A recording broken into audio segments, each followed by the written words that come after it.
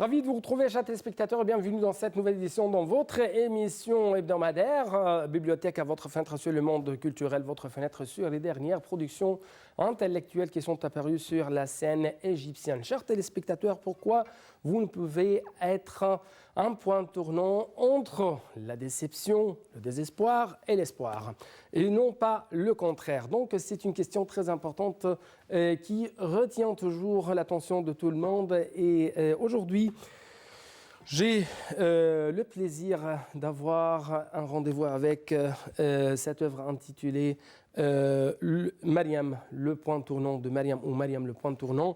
Et c'est une œuvre rédigée par l'écrivaine, mais aussi la femme de médias, Radwa Ibrahim. Aujourd'hui, Mariam, bien sûr, c'est une jeune fille égyptienne qui vit à Dubaï, mais c'est une jeune égyptienne qui cherche aussi d'apprendre comment vivre, comment être positif, comment être un être humain très sage. Mariam cherche toujours comment elle peut apprendre de ses fautes, comment elle peut en même temps réaliser son bonheur à travers l'aide des autres. Et Mariam, en fait, à travers cette œuvre de Radwa Ibrahim, a pu réaliser quelques principes très importants pour vivre et survivre ici dans ce monde. Par exemple, chers téléspectateurs, faites attention à vous-même. Vous devez s'intéresser toujours à vous-même, ou vous intéressez toujours à vous-même. Commettre une faute ne veut pas dire poursuivre toujours cette même faute. Il y a un point d'interrogation très important. Vous devez, ou est-ce que vous devez investir seulement dans vos enfants par les monnaies, et non pas à travers les efforts, à travers les temps, à travers comment vous pouvez comprendre les idées et les occupations même de vos enfants. C'est une bonne question. Et Mariam, à travers ses expériences dans la vie, va vous répondre comment elle a vu les gens ici dans la société du Moyen-Orient. Et en même temps, la chose la plus grande qu'elle a appris, c'est comment mettre la confiance dans le créateur de ce monde, dans le créateur ou dans le créateur de cette vie, c'est-à-dire Allah, qu'il soit glorifié. En tout cas, je dois vous inviter à regarder avec moi ce reportage qui va jeter la lumière sur Mariam et les grandes idées positives, les grandes idées de l'énergie de la vie.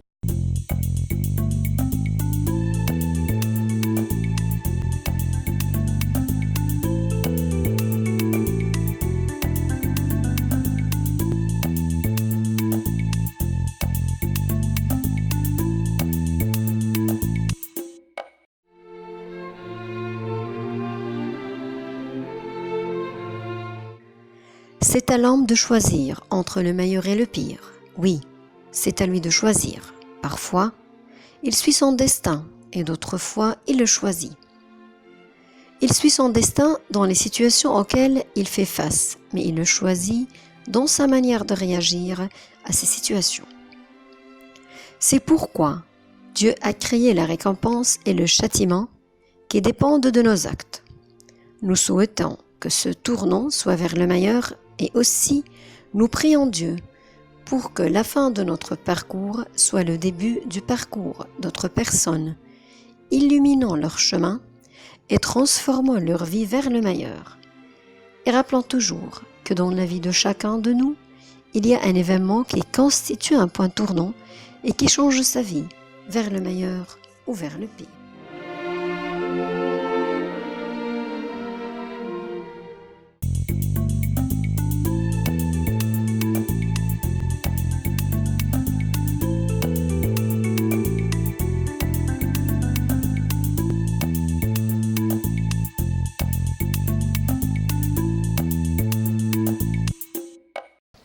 Et finalement, nous avons arrivé à la rencontre avec la professeure Radwa Ibrahim et le point de transfert du Mariam. C'est un point de transfert pas entre l'espoir et le désespoir, mais entre l'espoir et l'espérance.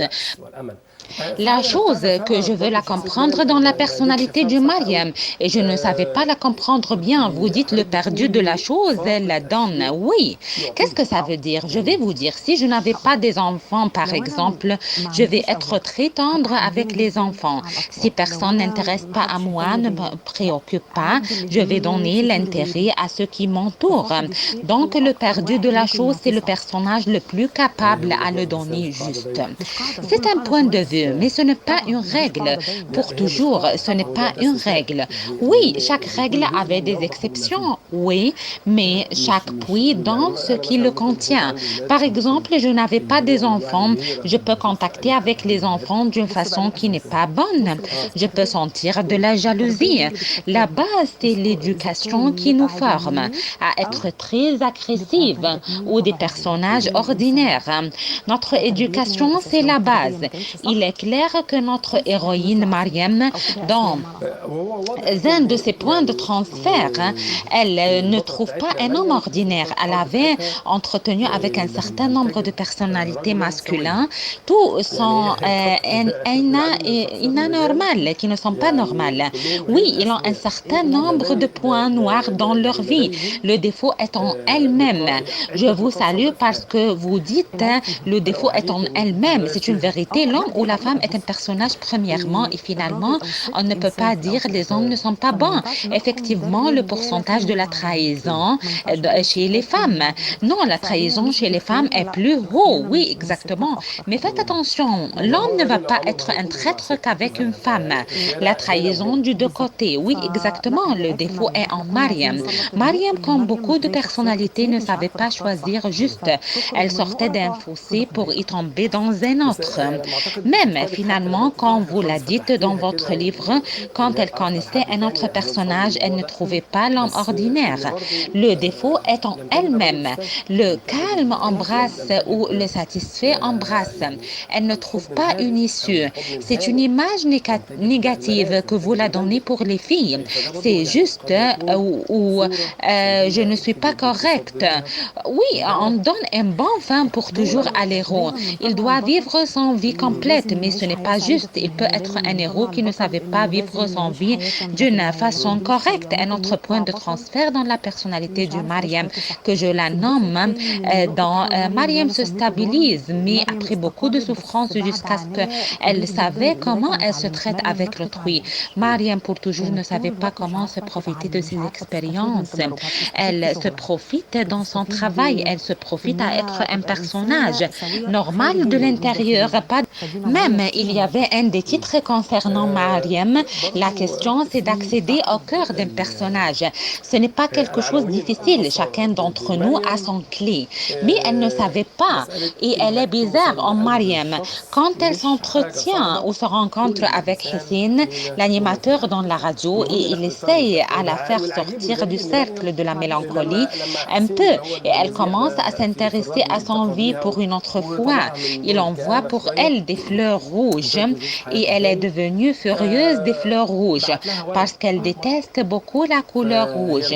Il ne savait pas choisir la clé correcte pour elle. Chacun d'entre nous a son clé. Comment je peux concentrer doucement, mais ici dans la société arabe d'une façon générale et dans la société égyptienne notamment, quand quelqu'un sourit à moi ou il est gentil avec moi, donc je l'aime ou il m'aime.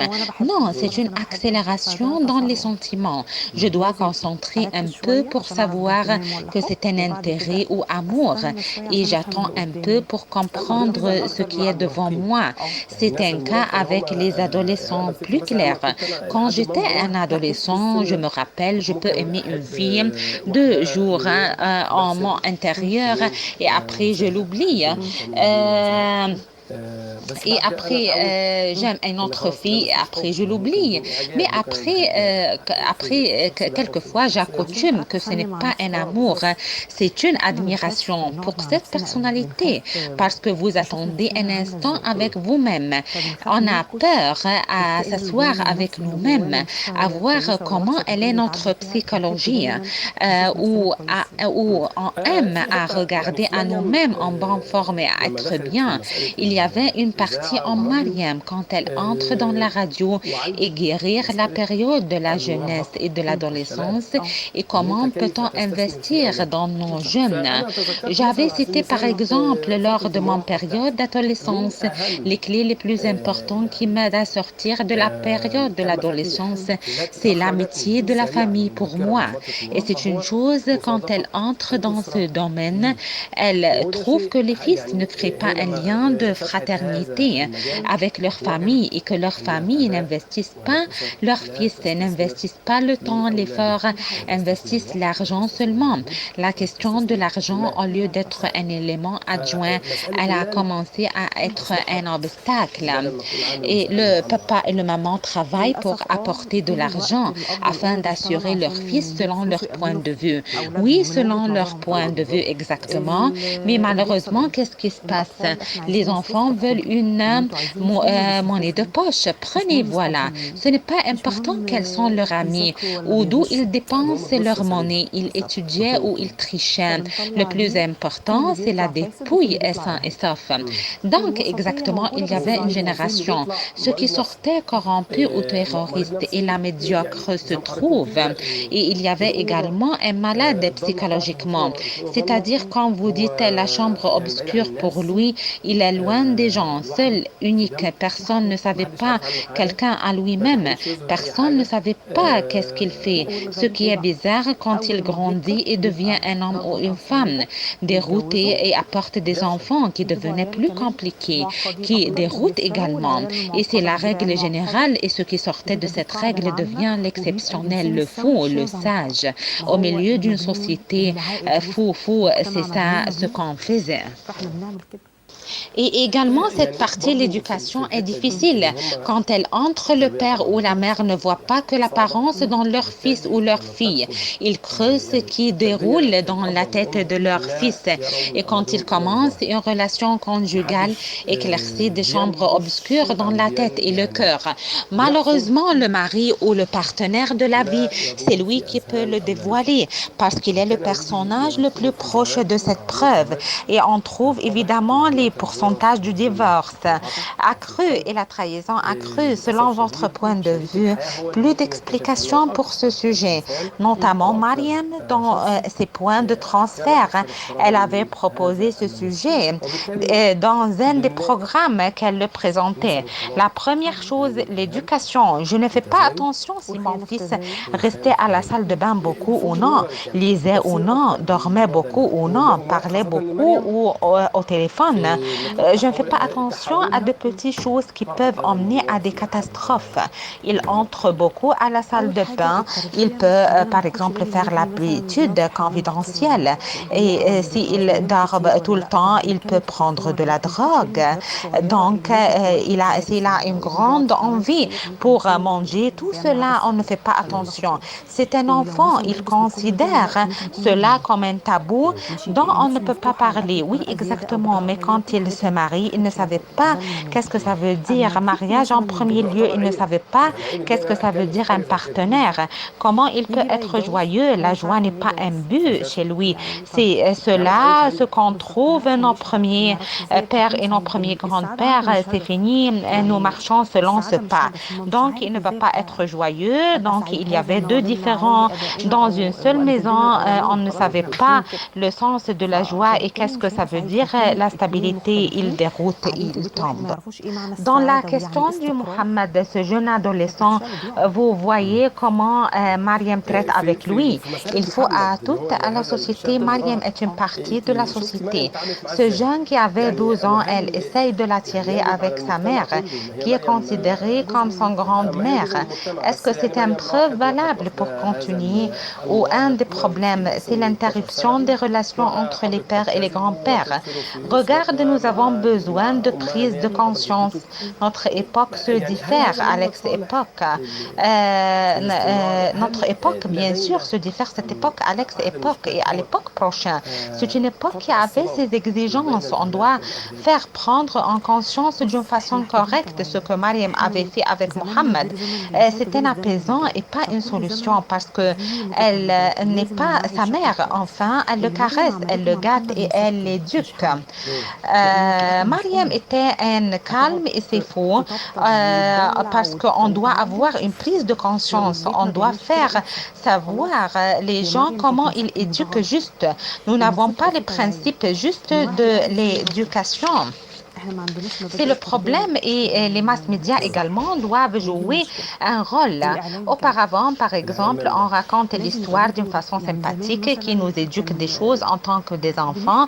On grandit, on savait ces choses, qu'est-ce qui est juste ou faux. Maintenant, il n'y avait pas ces choses. Par exemple, quand on regarde la télévision, tous les événements sont tristes, pire. Il n'y avait pas des événements sympathiques. Bon, même la comédie, il y avait des points qui ne sont pas corrects dans la comédie. Les hommes religieux, on doit faire éduquer la religion d'une bonne façon. On n'effraie pas la religion, mais le tabou, un tabou, mais il y avait beaucoup de points permis. Oui, mais dans la question de la religion, s'il vous plaît, tout est permis, sauf ce que notre bon Dieu avait dit. Non, les gens malheureusement considèrent tout est tabou. Ce qui est tabou, c'est l'exception. Par exemple, ils donnent une permission à boire toutes les boissons, sauf le genre du vodka, par exemple. Malheureusement, notre remède et notre vision pour la question de la religion, je veux vous demander en ce qui concerne les mass médias, parce que les pères ne sont pas comme auparavant, mettaient leurs fils devant la télé, devant les divers mass médias. On peut dire l'homme du mass média semble à un prophète. Dans notre cas, il n'était pas un bon prophète, pas du tout. L'homme du mass média peut changer effectivement les caractères et les traits d'une société. Oui, bien sûr. Regardez-nous, nous avons le plus haut pourcentage du harcèlement sexuel après l'Afghanistan. L'Afghanistan qui sont très cachés complètement. Donc, comment et nos mass médias, des interventions, les mass médias auparavant étaient très bons. Ils nous éduquent quelque chose. Vous regardez maintenant, sans vous interrompre, il y avait des littéraires. Je prétends que la télévision égyptienne est le plus respect dans le contenu et pour le comportement du téléspectateur. Et pour respecter chaque maison, j'entre à chaque maison. Oui, mais la télévision égyptienne de l'État, c'est la chaîne numéro 1 et 2, mais les satellites, ils ne sont pas bien pour tout le temps. Ils présentent tout ce qui est bizarre. On ne va pas les limiter. Je peux limiter et je ne dois pas laisser mon fils devant la télé pour tout le temps. Par exemple, quand j'avais un enfant qui avait 3 ans et je le laisse jour et nuit devant la télé pour regarder la télé et je ne savais pas qu'est-ce qu'il regarde. Son prononciation se retarde et il devient un enfant qui n'avait pas, il commence à être introverti. Intellectuellement, je ne le fais pas quelque chose de bon. Mais je disais après quelque temps, oh, mon éducation est perdue. Non, c'est votre éducation le plus important qu'il se tait ou exactement. Je traite également un des points importants dans la vie de Mariam et c'est briser l'état de la peur et choisir l'homme est une histoire et pas une géographie.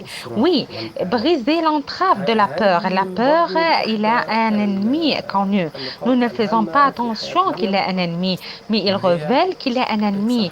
Oh, on ne connaît pas que vous êtes un ennemi. Et il disait, moi, est un ennemi. Et fait attention, mais on ne faisait pas attention. On a peur de toutes choses, mais de vous-même. L'homme est la géographie et pas une histoire. Non, c'est-à-dire les événements qui nous entourent restent à nous accompagner jusqu'à la mort. Et même après la mort également. La géographie de nous-mêmes nous ressemble et elle se change d'une période à une autre. La géographie n'est pas stable, mais notre histoire est stable. Donc, l'homme est une histoire et pas une géographie. Je votre dit comment à ce point que l'homme est une histoire et pas une géographie. Premièrement, l'homme se forme selon l'environnement qui l'entoure. Non, je veux dire, la géographie, son forme, son apparence, oui, son apparence se change, mais son histoire se change. Comment?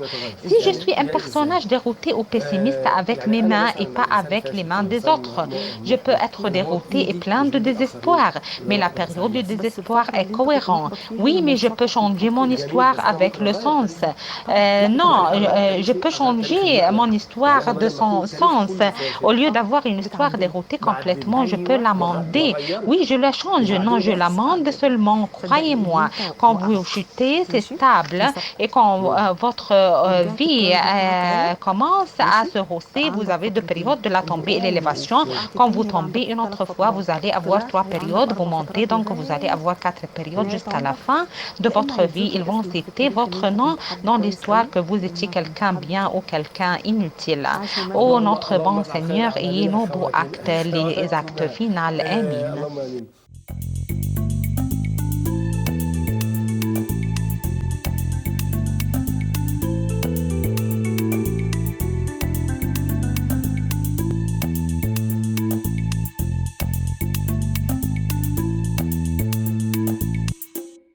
Donc actuellement, chers téléspectateurs, vous avez un rendez-vous avec l'un de nos lecteurs, avec l'un de nos invités qui va vous montrer les idées ou les grandes idées d'une œuvre qu'il a choisie, une œuvre de son choix. Et j'espère que vous pouvez passer avec lui agréable moment.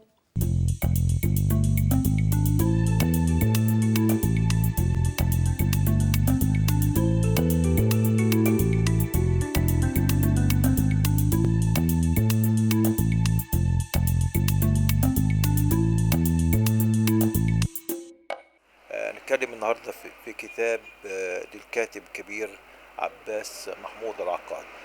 ويتكلم الكاتب عباس في عبقرية المسيح.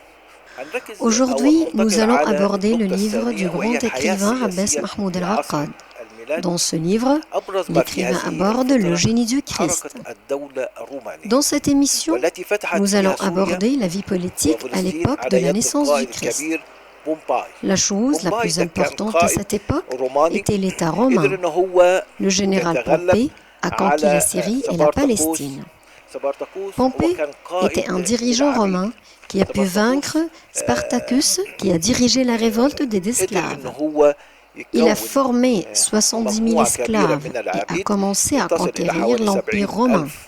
Il constituait un danger pour l'Empire.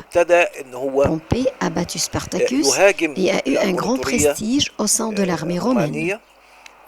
La défaite de Spartacus montre qu'il y avait un déséquilibre au sein de l'État romain à l'époque. Pourquoi ce déséquilibre? Spartacus a formé un grand nombre d'esclaves et ils ont menacé l'État romain pendant 3 ans. Ceci prouve que l'État à cette époque n'était pas stable et qu'il affrontait un certain nombre de problèmes. Le livre aborde l'aspect spirituel et les doctrines des différentes nations de l'époque, comme la Grèce, l'Égypte, la Perse et l'Inde. Ils étaient tous proches de la culture orientale, car ils étaient nés entre Chypre et l'Anatolie.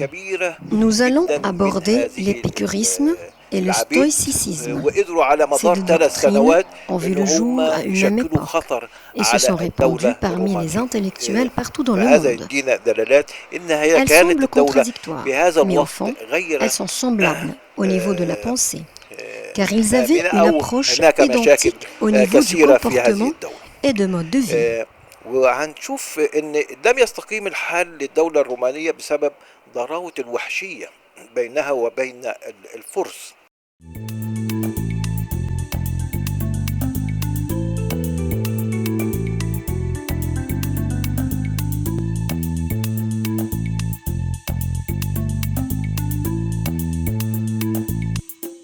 Donc, c'est le ton actuellement avec le box-office qui va jeter la lumière sur les livres les plus lus, les plus vendus sur le marché, que ce soit égyptien ou international.